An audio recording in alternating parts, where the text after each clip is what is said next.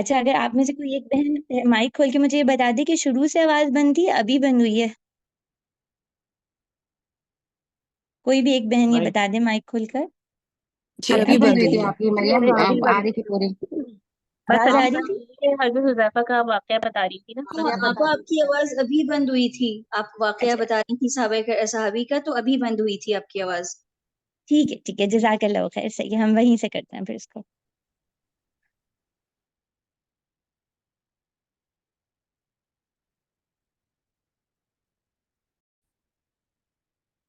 اچھا دیکھیے، حضرت خزیمہ کا نبی کریم صلی اللہ علیہ وآلہ وسلم نے ایک عرابی سے گھوڑا خریدا اور یہ دونوں آگے پیچھے چل رہے تھے۔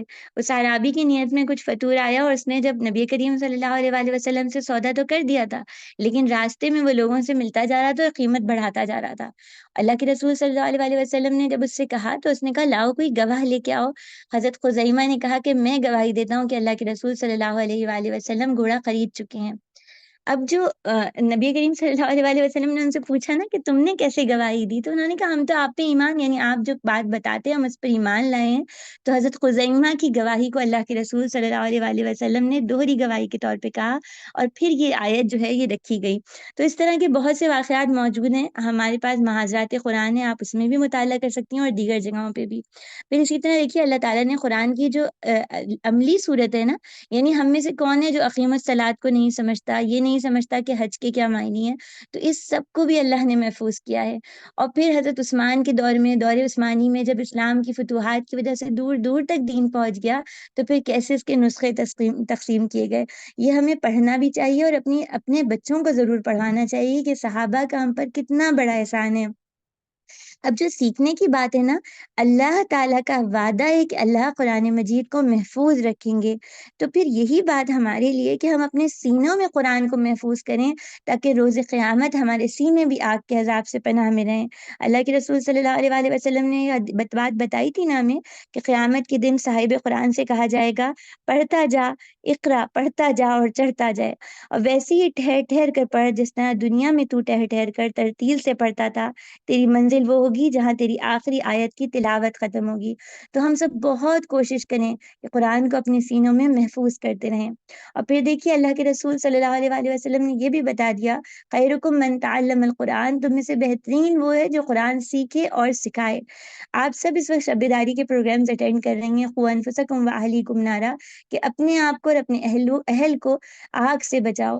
تو آگ سے بچانے کا ایک طریقہ یہ ہے کہ ہم ایک مقصد زندگی طے کر لیں، ان میں سے ایک مقصد حیات میرا اور آپ کا یہ ہو سکتا ہے کہ ہم قرآن کو پڑھیں، اس کو سیکھیں اور اس کے سکھائیں، اور یہ صرف ہمارا نہ ہو بلکہ ہمارے بچوں، ہمارے اہل خانہ کا بھی مقصد زندگی ہو۔ اور پھر جب انسان کوئی مقصد طے کر لیتا ہے نا، کوئی یہ سوچے کہ مجھے گھر بنانا ہے تو اسی طرح سیونگ کرتا ہے، کوئی سوچے مجھے فلاں ڈگری حاصل کرنی ہے تو ویسے ہی کام کرتا ہے، تو ہم بھی پھر اسی کے مطابق اپنی زندگی کو تبدیل کریں۔ آیت نمبر 26 میں اللہ تعالیٰ کہتے ہیں وَلَقَدْ خَلَقْنَا الْإِنسَانَ، اور ہم نے انسان کو کھنکتی ہوئی مٹی سے پیدا کیا ہے، لیس دار۔ دیکھیے قرآن مجید میں نا بار بار یہ تذکرہ آتا ہے، ہماری فطرت کیا ہے کہ ہم بھول جاتے ہیں، ہم بار بار یہ بات بھول جاتے ہیں کہ ہماری حیثیت کیا ہے۔ جو کچھ ہمارے پاس ہے، جو کچھ بھی ہمارے پاس ہے، وہ اللہ تعالیٰ کا انعام ہے۔ اور اللہ تعالیٰ آج کے پارے میں جو بار بار ہم انشاءاللہ اس کی تلاوت کریں گے، ترجمہ بھی پڑھیں گے دن میں، تو پھر ہم دیکھیں گے کہ اللہ تعالیٰ اس میں کائنات کی نعمتوں کا ذکر کریں گے، اور ان سب کے بتانے کا مقصد کیا ہے، یہ اللہ کا احسان ہے انسان کے اوپر۔ جو کچھ ہے اللہ بتاتے ہیں کیسے دودھ نکلتا ہے خون اور گوبر کے درمیان میں سے، تو یہ گائے کا کمال تو نہیں ہے نا، یہ رب کی عطا ہے کہ وہ دودھ کو وہاں سے نکالتا ہے جہاں سے انسان سوچ ہی نہیں سکتا۔ میں اور آپ اس بات کو اچھی طرح اپنے دلوں اور سینوں میں بٹھا لیں۔ کیوں؟ یہ اس لیے اہم ہے کہ جب جب ہم یہ سمجھتے ہیں نا کہ ہمارا ذاتی کمال ہے، تو پھر ہماری نشو نما رک جاتی ہے، ہماری گروتھ رک جاتی ہے، ہمارا سیکھنا بند ہو جاتا ہے، ہمیں لگتا ہے ہماری ہی محنت ہے نا، ہمارا کرشمہ ہے، تو اس کا مطلب ہے ہم ہی سب سے بہترین ہے۔ اور جب انسان کے اندر سے سیکھنے کی پیاس مٹ جائے تو پھر وہ ایک جگہ ٹھہر جاتا ہے، ٹھٹر جاتا ہے، سکڑ جاتا ہے۔ جب ہم یہ سمجھتے ہیں یہ اللہ کی عطا کردہ چیز ہے، اللہ کی محبت اور اس کی نعمت ہے، تو پھر ہمیں فکر ہو جاتی ہے کہیں اللہ ہم سے خفا نہ ہو جائیں۔ اور ہمیں یہ بھی سمجھ آ جاتا ہے کہ اللہ نے صرف ہمیں نہیں دیا، ہم کوئی اللہ کے چہیتے ہوئے لاڈلے نہیں ہیں، بلکہ اللہ نے بہت سے انسانوں کو دیا ہے، اور ہو سکتا ہے ہم سے کہیں بہتر بھر بھر کے دیا ہو، تو ہمیں ان انسانوں سے سیکھنا ہے۔ اور پھر انسان نا لرننگ اسٹیج میں رہتا ہے، پیالہ الٹا نہیں ہوتا بلکہ پیالہ کھل جاتا ہے، اس کا منہ کھل جاتا ہے اور پھر اللہ تعالیٰ دل کو حکمت سے بھر دیتے ہیں۔ اور یہ چیز ہمیں اپنے بچوں میں بھی ڈالنی ہے، ان کے اندر سے میں کو نکالنا ہے۔ یہ جو آئی والا سسٹم ہے نا، iPhone, iPad, iPod, I me میرا، اس چیز سے نکال کے ہمیں جوڑنا کس سے؟ اپنے رب سے جوڑنا ہے۔ اس کے بعد آیت نمبر 29 میں بہت پیاری آیت ہے، اللہ تعالیٰ فرشتوں سے مخاطب ہو کے کہتے ہیں کہ جب میں اسے یعنی آدم کو بنا چکوں گا، اپنی روح پھونکوں گا، تو تم سب اس کے آگے سجدے میں گر جانا۔ اللہ تعالیٰ چاہتے تو بغیر بتائے بھی حضرت آدم کو تخلیق کر دیتے اور اس کے بعد فرشتوں کو کہتے کہ تم سجدہ کرو، اور یہ اللہ کے لیے تو کوئی مشکل نہیں تھا۔ لیکن اللہ تعالیٰ ہمیں کچھ سکھانا چاہ رہے تھے کہ دنیا میں ہم اپنے گھروں کے اندر اپنے ساتھیوں کے ساتھ اپنی ٹیم کو اعتماد میں ضرور لیں، ذہن ضرور بنائیں، ذہن سازی ضرور کریں، خاص طور پہ جب بڑے بڑے فیصلے یا بڑے بڑے کام ہونا تو لوگوں کو اعتماد میں لینا چاہیے۔ اور تربیت اولاد کا جو لمحہ ہم سب کے پاس سے گزر رہا ہے، تو بچوں کو آئندہ آنے والے چیلنجز کے لیے تیار کرنا چاہیے۔ فرشتوں کا بھی امتحان تھا نا، سجدہ کرتے ہیں یا نہیں، اللہ نے ان کے ذہن کو تیار کیا۔ میرے اور آپ کے بھی امتحانات ہیں، آگ کی حیا سے آزمائے جا رہے ہیں، فحاشی اور عریانی سے، صنف مخالف سے، شادی کے بعد ذمہ داریوں سے۔ اللہ تعالیٰ نے فرشتوں کو مطلوبہ رویہ بھی بتا دیا کہ تمہیں سجدہ کرنا ہے، تو ہمیں بھی اس چیز کو سیکھنا ہے کہ اپنی اولادوں کو بتانا ہے کہ جب تم آزمائے جاؤ گے، چاہے وہ کوئی فحش ویب سائٹ کھل جائے یا کوئی محبت کا اظہار کر دے یا تمہیں کوئی اچھا لگے یا کوئی تمہارے ساتھ زیادتی کرے، تو تمہیں اس لمحے کیا کرنا ہے، کیا کرنا ہے۔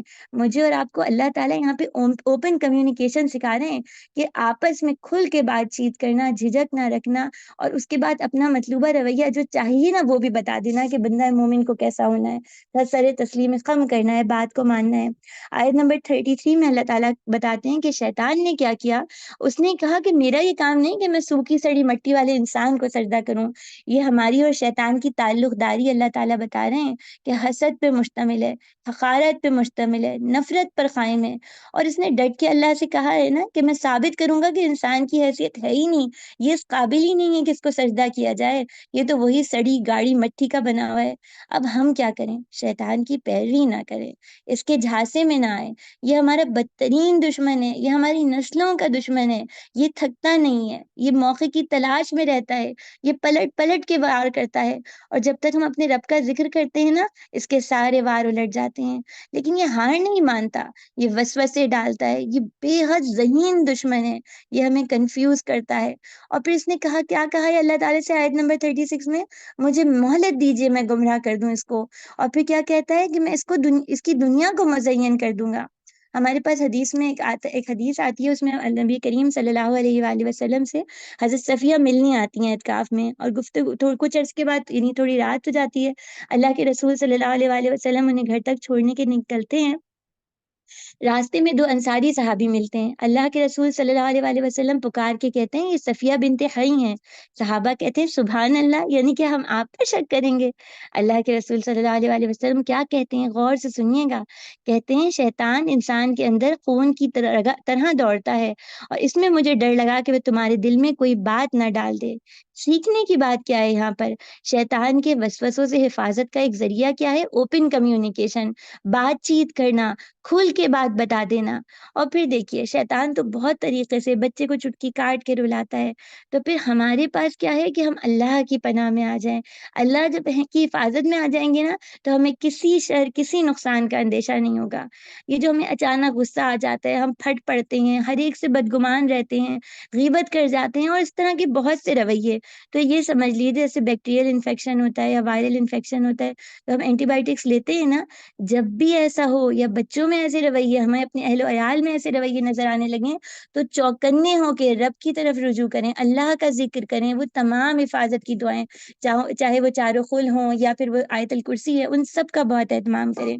اور اسی طرح پھر وہ بھی یاد رکھنے والی بات ہے، وہ جو صحیح مسلم میں ایک طویل حدیث ہے کہ شیطان کے سارے کارندے آتے ہیں، اپنے اپنے کام بتاتے ہیں کہ ہم نے فلاں فلاں کام کیا، ہم نے فلاں گناہ کروایا انسانوں سے. شیطان کو خوشی نہیں نصیب ہوتی. سب سے زیادہ خوشی کب ملتی ہے؟ جب اسے یہ پتہ چلتا ہے کہ میرے چیلوں نے میاں بیوی میں لڑائی ڈالی ہے، میاں بیوی کو لڑوایا ہے. تو اب مجھے اور آپ کو بہت محتاط ہو جانا ہے. اور یہ رمضان تو ہے ہی ٹریننگ پیریڈ نا، جس میں شیطان کو بند کر دیا گیا ہے. اب اصل تو ہمارا اپنے نفس سے مقابلہ ہے کہ کہیں ایسا تو نہیں کہ نفس خود ہی سے شیطان کی طریقوں پہ چل پڑا ہو. تو اپنے گھروں میں محبتوں کو قائم رکھنا ہے، گھروں کو جوڑنے والا بننا ہے، صلح جو بننا ہے انشاءاللہ تعالیٰ. پھر اللہ تعالیٰ بتاتے ہیں کہ آیت نمبر 40 میں اللہ کہتے ہیں تمہارے وار کس پہ نہیں چلیں گے؟ میرے مخلص بندوں پہ، جو خالص ہو گئے میرے لیے، جن کے لیے سب سے اہم میری ذات ہے، ان پہ تمہارے وار نہیں چلیں گے. اللہ تعالیٰ ہم سب کو اپنے لیے خالص کر لیں، آمین سب آمین. اس کے بعد آیت نمبر 41 میں اللہ تعالیٰ کہتے ہیں کہ میرا عذاب جو ہے نا، میرا عذاب ہی اب دردناک عذاب ہے، عذاب علیم. کیسا عذاب؟ اللہ کے رسول صلی اللہ علیہ وآلہ وسلم نے بتایا جہنم کے اندر ایسے سانپ ہوں گے جو بختی اونٹ کی گردنوں کی مانند بڑے بڑے ہوں گے، اور جب وہ کاٹیں گے تو ان کا درد 40,000 سال تک انسان کے اندر رہے گا. تکلیف سوچیے کیسی محسوس ہوتی ہوگی نا. بس اللہ تعالیٰ ہم سب کو دوزخ کے عذاب سے اپنی پناہ میں رکھیں. 65 میں اللہ تعالیٰ کیا ذکر کرتے ہیں؟ حضرت لوط علیہ السلام کی بیوی کا ذکر کرتے ہیں کہ وہ پیچھے رہ جانے والی ہے. ہمیں یہاں پہ رکنا ہے اور سوچنا ہے کہ ہم نے اپنی اصلاح نہ کی تو رشتوں کی بنیاد پہ ہم بخشے نہیں جائیں گے. کہ ہمارے شوہر فجر کی نماز پڑھتے ہیں اور ہم قضا کر دیں تو بس ہم بخش دیے گئے، وہ صدقہ کرتے ہیں تو ہم اس کے بدلے معاف کر دیے گئے. نہیں، جیسے وہ اپنے کام کرتے ہیں، مجھے اور آپ کو بھی نیک اعمال میں، گناہوں کو مٹانے میں، اچھے کاموں میں دوڑ لگانی ہے، تگ و دو کرنی ہے، تاکہ آخرت کا عذاب سے ہم بچ جائیں. اور اس کے بعد پھر دیکھیے آیت نمبر 97 میں اللہ تعالیٰ ہمیں کیا بتاتے ہیں. یہ جو ہم سب کے ساتھ ایک ہے نا کہ لوگوں کی باتیں ہمیں تھکا دیتی ہیں، ہم بوجھل ہو جاتے ہیں، اللہ تعالیٰ اس کا حل بتا رہے ہیں. فَسَبِّحْ بِحَمْدِ رَبِّكَ، اپنے رب کی تسبیح کرو اور سجدہ کرنے والوں میں سے ہو جاؤ. پھر اب میرا اور آپ کا بھی یہ معاملہ ہونا چاہیے، بہت اللہ کا ذکر، اللہ کی تسبیح، اللہ کو یاد کرنا، ان سے رجوع کرنا، ان سے دعائیں کرنا.